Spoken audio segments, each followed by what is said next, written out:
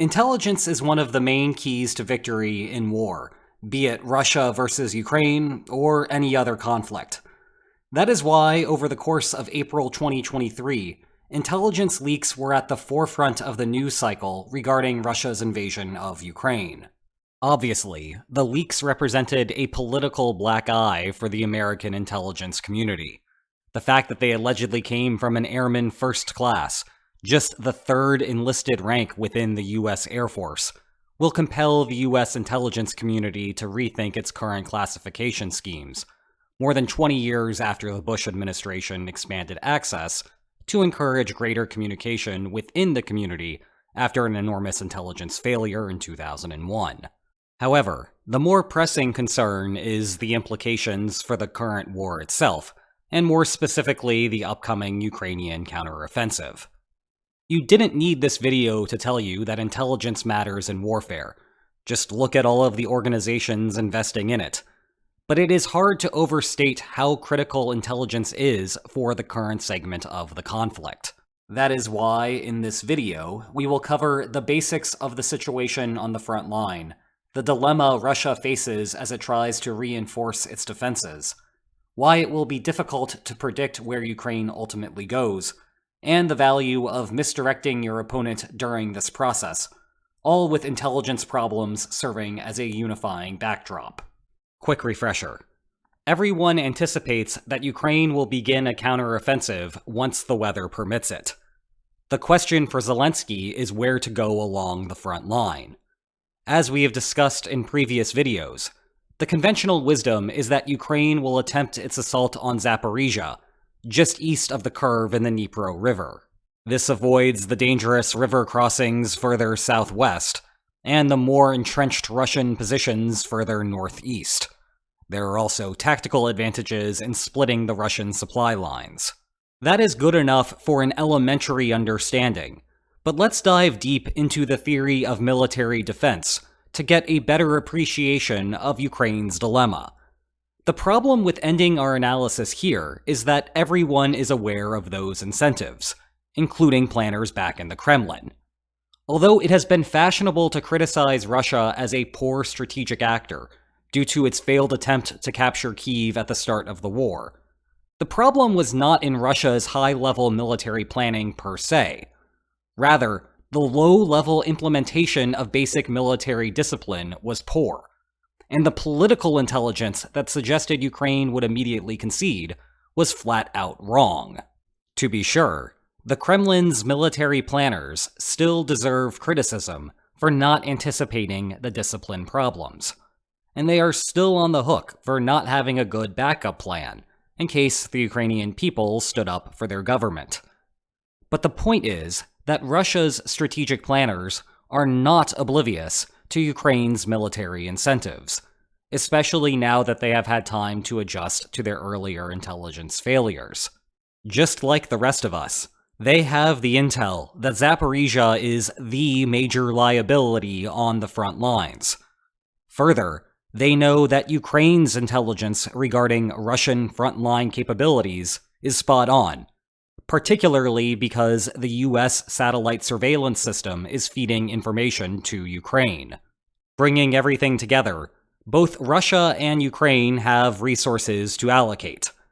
But timing matters in an offense versus defense struggle. As the defender, Russia must first choose how to allocate its resources. Mostly its soldiers that I'm illustrating here for convenience, but also materiel. And yes, that is a real word, despite the enormous number of comments I get suggesting that I don't know how to pronounce material. But simultaneously, I'm an AI. There is no winning here. Anyway, after Russia makes the allocation, say like this, Ukraine observes that decision. Afterward, it chooses where to attack. The algorithm that a defender should use to allocate its resources under such a scenario is straightforward. In contrast, the implication for where we would expect Ukraine to attack is not. For simplicity, imagine that there are only 3 places that Ukraine can choose to launch its offensive: the Donbas, Zaporizhia, and Kherson. As a natural baseline, Imagine that the probability that Ukraine wins the overall war, and not just the battle, is 80% for the easier middle option, 60% for the Donbass, and 55% for the difficult slog across the Dnipro. If these were the only considerations, Ukraine's choice would be obvious. The blue and yellow would go straight down the middle. But, in fact, they are not the only considerations. The first bit of the ordering is crucial.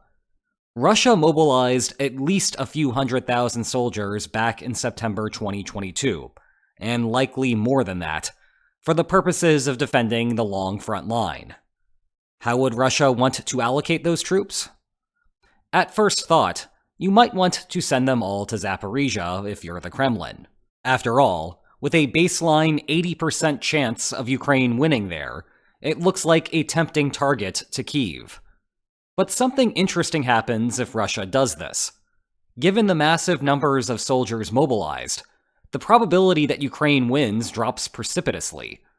The key thing is that the logic breaks down if Ukraine observes Russia's allocations, and does not have to lock in a choice until close to 0 hour. The seeing part does not always happen in practice. This is a video about the intelligence war after all. But let's suppose that it is true in this case, to establish a baseline expectation. With that in mind, when Russians are flooding the middle, Ukraine would no longer want to target Zaporizhia. Kyiv would instead try its luck in the Donbass. 60% is better than 55% or 30%. But now this is embarrassing for Russia. The Kremlin sent all of those forces to Zaporizhia to spin around and do nothing.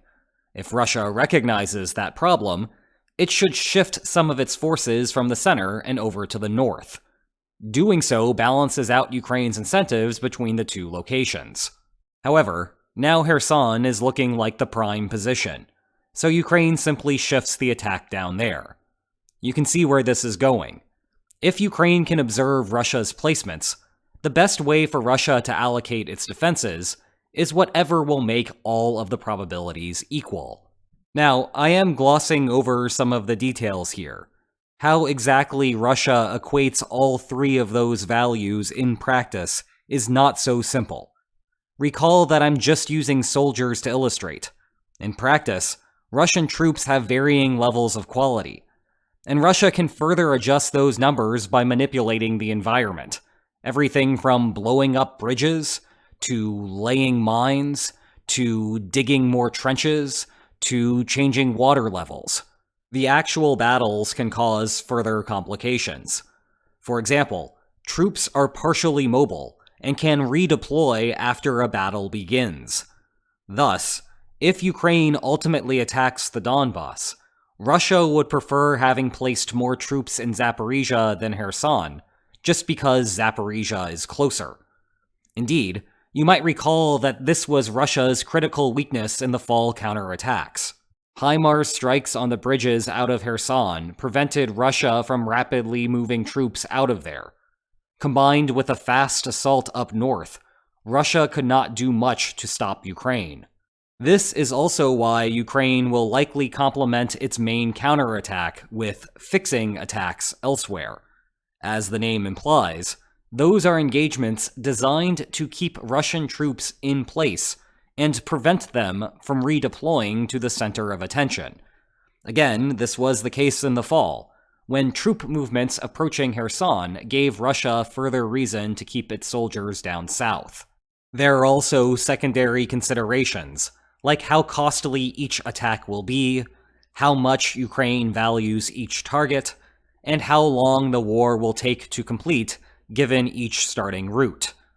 But the main takeaway here is that all of these probabilities have a tendency to merge to the exact same value when the defense is strategizing appropriately. This is why it is basically impossible for us as analysts to accurately predict where Ukraine's next move will be.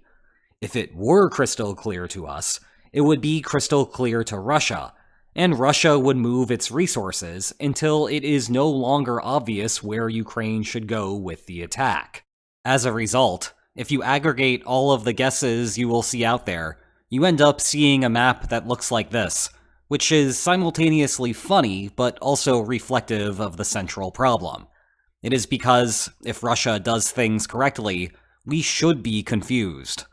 True to form, Russian sources caused a ruckus with rumors that Ukraine had begun a minor river crossing in Kherson, the ostensibly unlikely target. Maybe that is the real target, but I stress maybe because we don't know exactly what Kyiv is doing here. Ukrainian forces have been crossing on and off for a while now, for simple reconnaissance missions. The problem is that the area in question is swampland. That doesn't sound like much of a bridgehead, never mind a counterattack. Not yet, anyway. In any case, the missing component of the allocation problem goes back to this video's main subject matter: intelligence. Where Ukraine ultimately goes depends on the slight edges that only its strategists are aware of. For example, if Kyiv has been secretly investing in speedboats that minimize the risks associated with crossing the Dnipro, suddenly Russia's beliefs that these probabilities are equal is rendered incorrect. Ukraine knows that Kherson's number is higher, and begins its offensive in the south to take advantage of the situation. Alternatively, if Ukraine secretly has a legion of demining experts ready to go, then attacking the more heavily mined areas, hypothetically in the middle, is the right call. The ways Ukraine could have an undetected edge are infinite. Here's another example that connects back to an earlier intelligence problem that Russia had. Ukraine might wish to survey the three possibilities: learn where Russian troop morale is the lowest, and thus the on-the-ground preparation is the worst, and choose there. After all, the centralized leadership is choosing the allocation decisions. Whether Russian troops faithfully execute those preparations is a local-level question, and mid-level commanders are not eager to warn the Kremlin that they are struggling to do what they are supposed to. Here's a final example. Wherever Ukraine goes, Kyiv will want to work in conjunction with partisans behind the Russian lines. Attacking is easier when Russian troops are facing chaos on either side of them. But it is difficult for Russia to ascertain where coordinated partisan activity will be the worst, precisely because partisans operate in the shadows. If that location is Zaporizhia, then even the massive Russian preparations there will not deter Ukraine from attacking. On the negative side for Ukraine, if Kyiv is running short of something, say air defense missiles, and those would be more useful to protect attacking troops in one place than the others, say in Zaporizhia once again, then Ukraine benefits by keeping Russia in the dark. This implication is a little more subtle. Imagine that Russia is uninformed and plans its allocation, thinking that Ukraine has no problems with air defenses. Then Russia still places its resources in a way that it thinks generates parity in the percentages. See? Everything equal. But Ukraine knows that it's not. Despite the air defense problem, Ukraine is not actually harmed by it. The blue and yellow still has a 52% chance to win. This, again, is where intelligence leaks hurt Kyiv. If Russia learns that Ukraine is gasping for air defense, then Russia reallocates resources away from Ukraine's weak vector.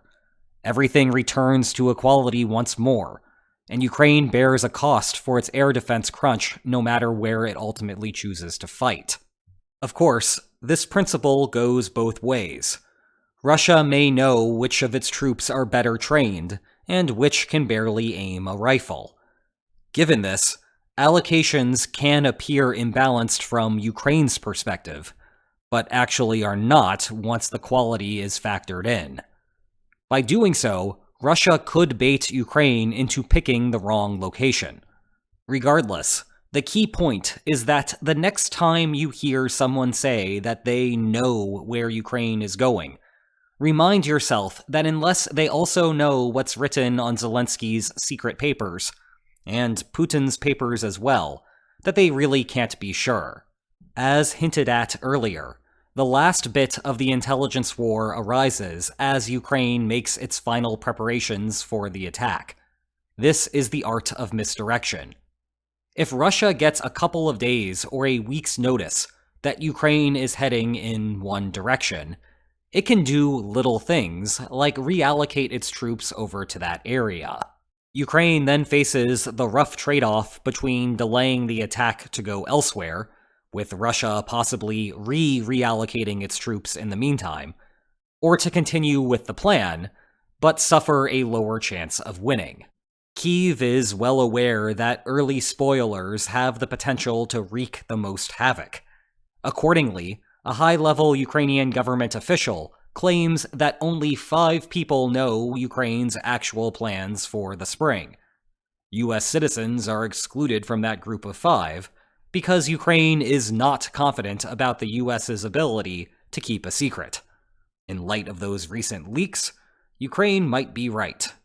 Now, whether only 5 people truly know is unclear, but the claim makes sense given the incentives at play. The World War II-era adage that loose lips sink ships remains true today, and that is why Ukraine issues requests for social media blackouts as counterattacks approach. These are less about reducing the possibility of intentional leaks, like that experienced in the United States, and more about stopping unintentional leaks, where ordinary citizens post photos of Ukrainian troops marching through their city that they think are cool, but are also useful for Russian open-source intelligence gathering. Regardless, in the upcoming weeks, we will undoubtedly hear rumors about where Ukraine is headed. Russia will be taking those rumors with a grain of salt, and so should we.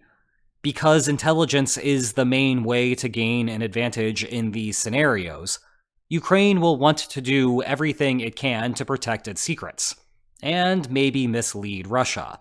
The famous historical analog is the Allies opening a southern front in Europe during World War II. Like today, the invading country had to set up its defenses in preparation for a counterattack.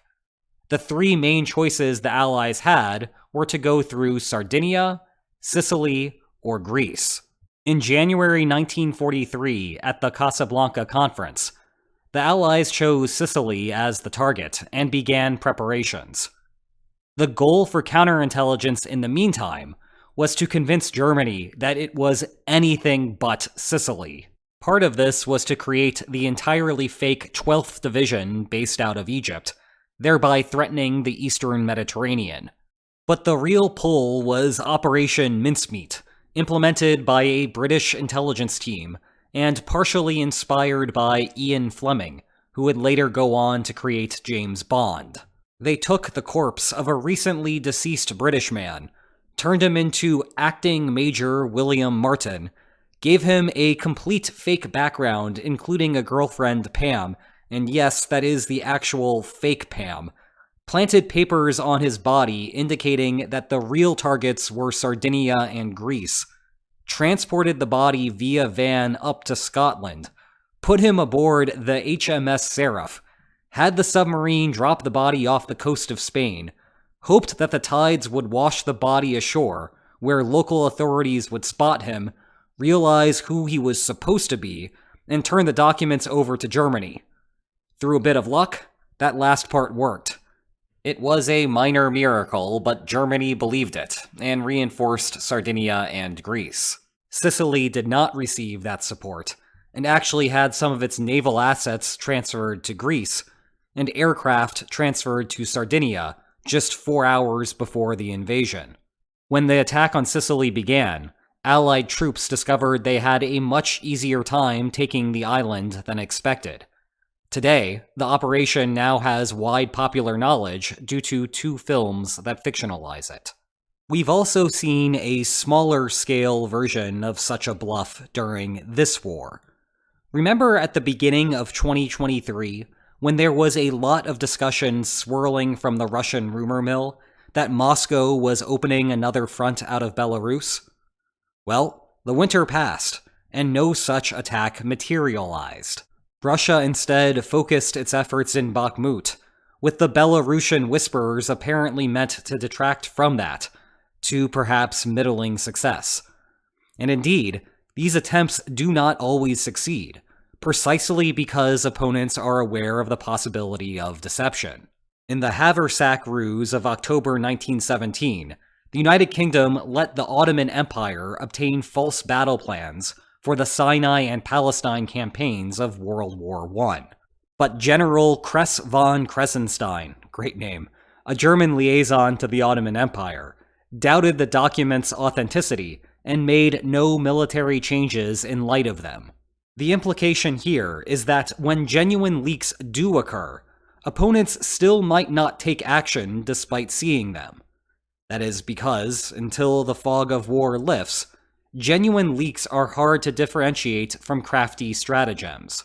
Unless we can revive Kress von Kressenstein, then we would be golden. But until I master necromancy, if you want to know more about the invasion, you will love my book that investigates its many possible causes. Check below for more information on that. And if you enjoyed this video, please like, share, and subscribe, and I will see you next time. Take care. Another type of comment that I find perplexing is complaints that this channel is full of speculation. To that I say, yes, of course it is. I understand that I am preaching to the choir here. The majority of viewership would not be returning viewers otherwise, but it is still fruitful to articulate why we're speculating here. Everything else is either news or classified. I am not a journalist, so news is out. And even if I had classified information, which I don't, I prefer not going to jail, so there goes the remaining option. The thing is that the information space is messy, and it is not always obvious how facts and beliefs translate into expectations. Have you seen how often people stare at a prisoner's dilemma in confusion the first time they see it? I have. And that is literally the first lesson on strategy. Literally. Break out of those confines, and the world only gets more complex. So is this a channel of speculation?